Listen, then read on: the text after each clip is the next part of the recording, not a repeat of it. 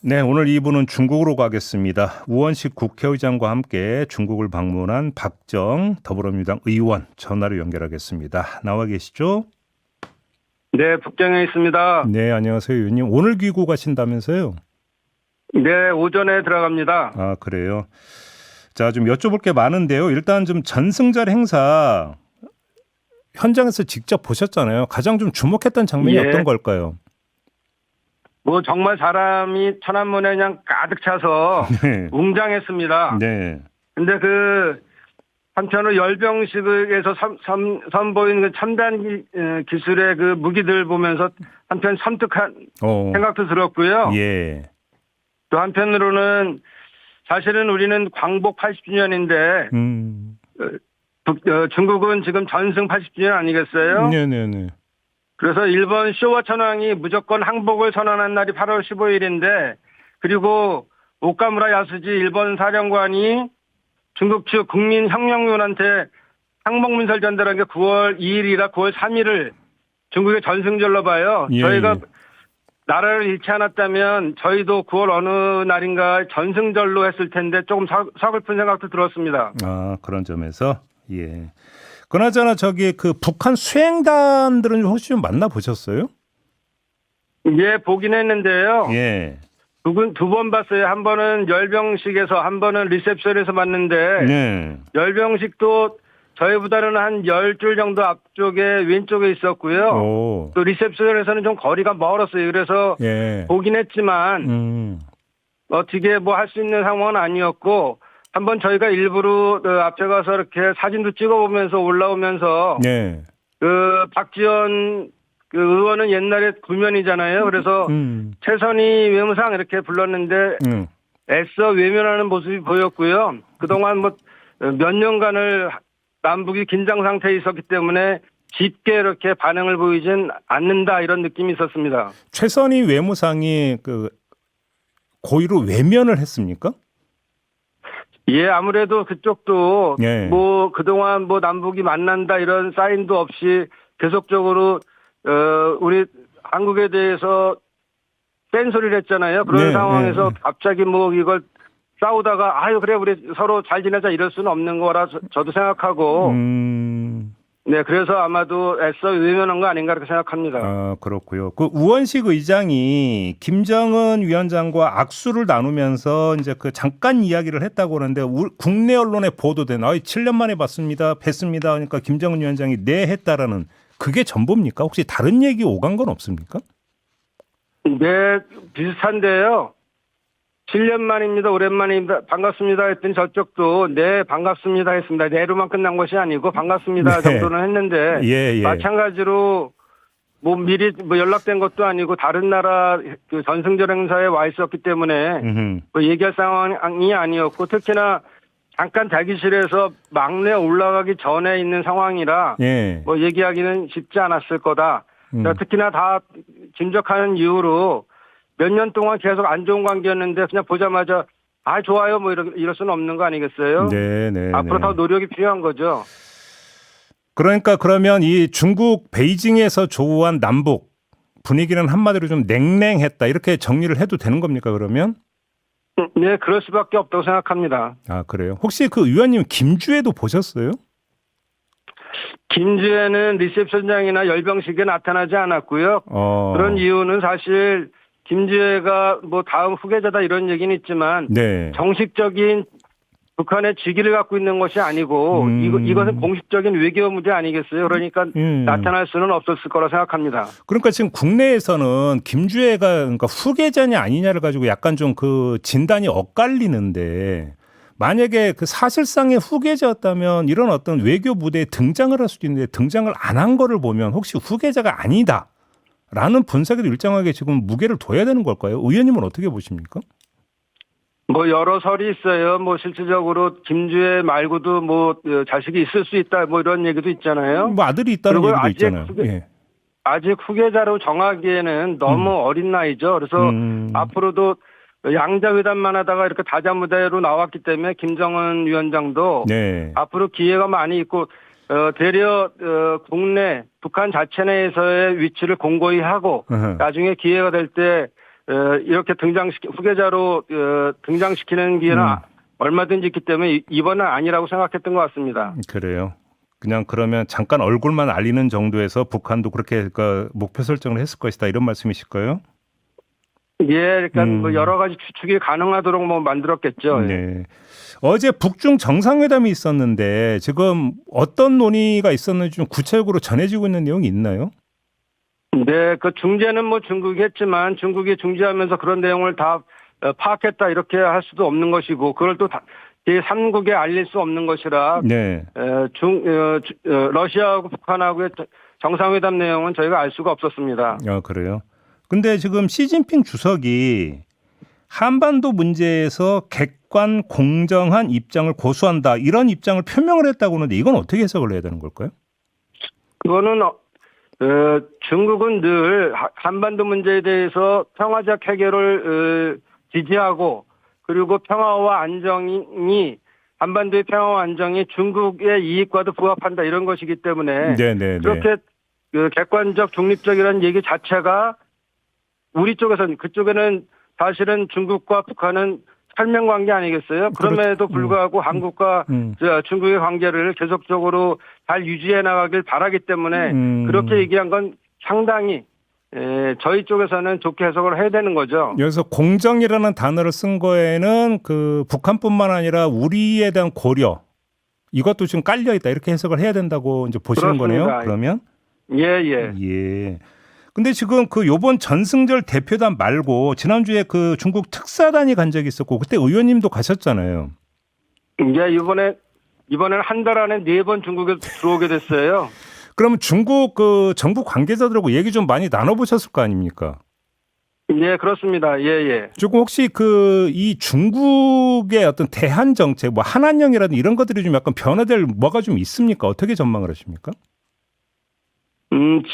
이번뿐만 아니라 지난 2월에도 시진핑 주석하고 우원식 의장하고 정상회담에 준하는 그 면담을 했잖아요. 예. 그때도 시진핑 주석은 상당히 한국을 중요시하는 국가로 여기고 있구나 이런 생각을 했고요. 네네네. 심지어 내 안에 너 있고 너 안에 내 있다 이런 좀 드라마에 나올 만한 내용이죠. 워증요니 니증요워 이런 얘기를 하면서 아직 한국과 실제로 중국은 그런 표현을 실제로 썼어요? 썼습니다. 예. 그전에는 만부쩌도 하우링구어 그래서 이사갈 수 없는 좋은 이웃이다 이렇게 얘기를 했는데 그걸 넘어서서 내 안에 너 있고 너 안에 나 있다 이러면서 한중 관계가 그만큼 중요하고 세계적인 상황에서 공급망이라든지 이런 것들이 무너지면 안 된다. 그래서 한중 관계가 굉장히 밀접해야 된다는 이런 얘기를 그때부터 시작을 했고 이번에 만났던 자오로지나 뭐 왕현타오 상무부장이나 또는 어제는 딩쉐상 만났는데 일괄되게 왕이부장까지도 일괄되게 한중 관계를 잘 발전시켜 나가자는 그런 기조였습니다. 그 지난주 특사단이 방중했을 때 히토류 문제나 뭐 AI 협력, 한한령 해제 문제 등등의 의견을 나눴다는 보도가 있었는데 뭔가 좀 구체적으로 진전된 얘기가 나온 게 있었습니까 그때? 예, 늘 얘기할 때 저희가 그 문화교류를 통한 한한령 해제 우리 젊은이들 간에 특히나 반중 정서나 혐한 현상이 있는데 이런 것들을 극복하기 위한 방법들을 얘기를 했고요. 문화교류 시진핑 주석도 문화교류는 굉장히 좋은 건데 한편 양국이 관리해야 될 부분이 있다. 그러니까 부작용 같은 것들은 조심하자 했고요. 전면적 개방은 아니어도 점진적 개방, 드라마나 영화 같은 것들을 공동 제작한다든지 이런 것들에 대해서는 계속 저희가 제안을 했고 그쪽도 반응이 상당히 좋았습니다. 그래요. 또 히토류에 대한 문제는 사실은 우리가 첨단 기술 문제에 있어서 산업에 대해서 굉장히 중요한데 그쪽에서는 패스트트랙에 대해서도 한국에 대해서 적용해주고 있고 다음 단계에는 그린 채널이라 해서 한번 조사를 해서 문제가 없는 경우에는 그냥 다시 또 조사를 하지 않는 것까지 가겠다 이런 얘기를 했고요. 특히 왕엔타오 상무부장이 AI 분야라든지 뭐 친환경 분야 이렇게 해서 새로운 분야에 대한 협력을 통해서 세계 속으로 가는 세계 시장이 넓지 않냐. 새로운 분야에 대한 협력이 필요하다 이런 얘기하고 저희도 계속 했던 얘기입니다. 그래요. 그 지금 의원님이 특히나 잠깐 한 말씀 더 드리면 일관되게 한중 2차 FTA 협상을 좀 가속화시키자 이런 얘기를 그전에 우리도 서비스 분야나 투자 분야에 대해서 중요한 이런 걸 하자고 얘기를 했고 특히 중국 측이 최근에 이 부분을 빨리 결말을 짓고 싶어 한다는 느낌이 있었습니다. 그 이재명 대통령이 미국 방문을 했을 때 그러니까 정확한 워딩은 아닙니다. 안미 경중은 이제 끝났다라는 취지의 발언을 한 바가 있지 않습니까? 혹시 그거에 대해서 중국의 반응도 혹시 좀 체크는 해 보셨어요? 한국과 미국이 어떤 것들을 했던 것들에 대해서는 일괄되게 큰 메시지는 주지 않았고요. 네. 하나하나에 대한 반응을 보이지는 않았어요. 대신 세계적인 상황에서 자꾸 그 몇 나라들이 다른 전체적인 세계 무역 질서를 해치는 거에 대해서는 경계심을 가지고 같이 협력 노력해야 된다. 이런 일관된 메시지는 좋습니다. 조금 전에 의원님이 이제 그 한국 내 반중 정서를 잠깐 언급을 해 주셨는데 지금 그 반중 정서 또 그러니까 우리 내부 일부 극우가 뭐 부정선거 음모론을 중국과 연결시키는 주장을 하고 있지 않습니까? 혹시 중국 정부 관계자들이 이에 대해서 언급한 바가 있었나요? 부정선거 같은 것들에 대해서는 언급이 없었고요. 네. 이번에 그 에이펙 정상회담 때 정상회의 때 혹시나 시진핑 주석이 갔을 때 그런 극우 세력에 대한 반중 시위 이런 것들에서 걱정은 했습니다. 그런데 지난번 대통령이 국무회의에서 8월 12일이죠 아마 그때도 뭐 표현의 자유가 있는 국가긴 하지만 법 테두리 안에서 해야 되고 그걸 넘어서면 강력히 조치한다는 얘기를 전달했고 중국도 그거에 대해서 반응을 보였습니다. 반응을 보였다는 게 어떤 뜻입니까? 네, 저희가 한국에 노력하고 있구나 이런 생각을 하는 것이고요. 사실은 저희가 우리가 실제적인 감정적인 서로 간의 이완, 그러니까 그동안 반중 혐한 이런 것들을 문화교류나 이런 걸 통해서 특히나 중국이 작년에 먼저 비자 면제를 했고 우리나라도 9월 29일이죠. 아마 9월 말에 단체 비자에 대한 면제를 하면 서로 오해 생길 수 있는 부분이 그만큼 상호 교류하면서 줄어들 수 있고요. 네. 또 한편 사실은 젊은이들은 그전에는 수직적 관계였다면 수평적 관계로 지금 중국이 많이 부상하면서 수평적 관계가 돼서 자기 이익을 서로 해치는 거 아닌가 이런 생각이 있기 때문에 네. 아까 말씀드렸던 이런 FTA 2차 서비스 투자 이런 데 확대할 뿐더러 AI 협력, 친환경 분야나 바이오, 로봇 이런 분야를 계속적으로 협력 확대해 나가면 공동 이익이 될 수 있기 때문에 바뀔 수 있는데 한순간에 바뀔 수는 없다 생각하고 작은 생선을 굽듯이 조심조심 다뤄가면서 하나하나 점진적으로 만들어가는 게 필요하다. 이렇게 생각합니다. 네, 그 조금 전에 의원님 말씀의 맥락에서 이미 확인이 되는 것 같은데 시진핑 주석의 경주 에이펙 정상회의 참석은 확정이 된 걸로 봐도 되는 거죠? 사실은 언론에서 굉장히 관심이 있는데요. 지난 2월 시진핑 주석하고 우원식 의장이 만났을 때 이미 국가의 정상으로서 에이펙 같은 중요한 회의에 참석하는 것은 의무라 생각한다. 큰 문제 없으면 간다로 얘기를 수차례 했고요. 단지 이제 아까 말씀하셨던 것처럼 이런 반중시 이런 것들에 대한 우려는 없지 않아 있지만 사실 큰 문제는 아닐 것이고 특히나 저희가 이재명 대통령이 이번에 참석 안 한 이유는 국내적 문제 또 미국과의 관세 문제 이런 것도 있었지만 경주 에이펙에서 트럼프 대통령도 오고 시진핑 주석도 오고 또 심지어 다른 나라 정상들이 오는데 김정은까지 올 수 있다면 이거는 한반도에서 외교적 문제가 풀리는 거잖아요. 그런 여러 가지 생각에는 반드시 시진핑 주석이 와야 되고 올 거라고 저는 100% 확신합니다. 김정은 위원장의 깜짝 등장을 여지가 조금이라도 있다고 보세요? 아무래도 보안상이라든지 신변 위협이 없으면 오겠지만 그게 쉽지는 않잖아요. 그래서 그렇죠. 제 생각은 아마도 판문점에서 남북미 정상회동이 있었던 것처럼 그렇게 전으로 있을 수가 있고요.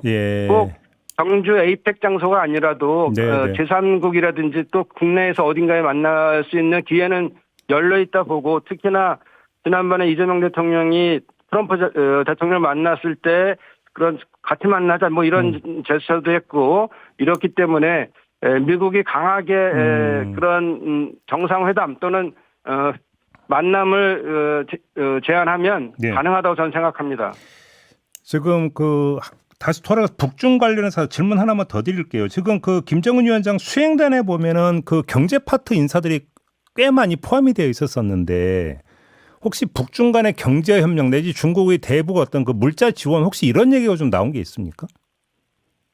그동안 러우 전쟁을 통해서 북한하고 러시아의 관계가 밀접했고 예. 어느 정도 기술 지원이라든지 또 군사를 파견해서 거의 참전 비슷하게까지 했는데 네. 그동안 북한이 그렇게 하는 걸로 충분한가? 러우 전쟁이 끝나가는 입장에서 이제는 북한과 중국과의 관계를 더 긴밀히 해야지만 본인들도 살아남고 더 조금이라도 발전할 수 있는 거 아니겠어요? 네네네. 중국이 이미 G2로 올라섰기 때문에 그런 관계를 위해서도 이번 전승절 참여를 한 것이고 네. 당연히 정상회담에는 정치 외교뿐만 아니라 제일 중요한 게 경제입니다. 그래서 네. 경제에 관련된 전문가들이 담당하는 관료들이 참석하는 게 당연하다고 봅니다. 짧게 하나만 더요. 푸틴 러시아 대통령이 우리 대표단을 대하는 자세는 어땠습니까? 태도는? 저는 그전부터 푸틴 신동방 포럼이라든지 이런 걸 통해서 한국에 대한 관심이 굉장히 있었고 네. 우호적이었다고 생각하고요. 그동안의 태도를 보면 이번에도 러우 전쟁이 끝나가는 관계 중에서 러시아하고 북한의 관계도 굉장히 중요하지만 예. 이제는 평화를 위해서 한국의 관계가 굉장히 중요할 수밖에 없어요. 그래서 이번에 우원식 의장이 푸틴을 만나면서 한 7, 8분 얘기한 거는 상당히 의미가 있고요. 한반도의 상황을 물었고 한반도는 평화 번영을 위해서 북한과의 관계를 이어가야 된다. 네. 이런 얘기를 했고 되려 우리 곧 북한을 만날 텐데 이미 알려진 것처럼 뭘 전달해 줬으면 좋겠냐 이렇게 네. 얘기했다는 거는 네. 상당히 한반도에 대한 평화 안정을 위해서 앞으로 러시아가 할 역할도 있고 중국이 네네. 할 역할도 있기 때문에 네네. 저희 입장에서는 다자 외교를 더 중시해야 된다 이렇게 예. 생각하고 있습니다. 알겠습니다. 말씀 잘 들었습니다. 고맙습니다, 의원님. 예, 감사합니다. 네, 중국 현지에 있는 박정 더불어민주당 의원이었습니다.